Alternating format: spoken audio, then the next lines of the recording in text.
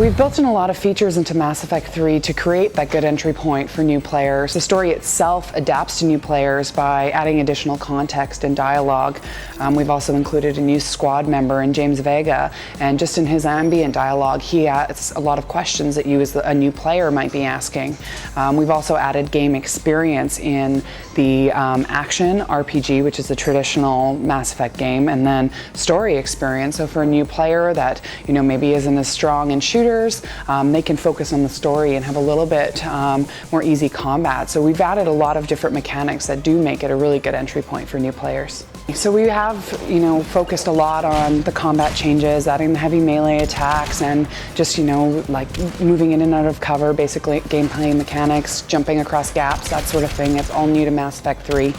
We also have focused a lot on our core RPG values and customization options, both in the type of story experience you want to play as. So we have story experience, we have a traditionally RPG, and then the action experience. So that's we've kind of evolved the story itself, and then we've also focused a lot on going back to those customizations in the armor, in the weapon modification system that we've added, and adding scopes to your weapons, and then even in the powers we've taken them further and added new offensive powers for almost every class. So the co-op multiplayer is part of the Galaxy at War system, and really it's also the iPad app and then Infiltrator that Iron Monkey has worked with us on. That's a third-person shooter also for iPad and iPhone, and they all play into this Galaxy at War system.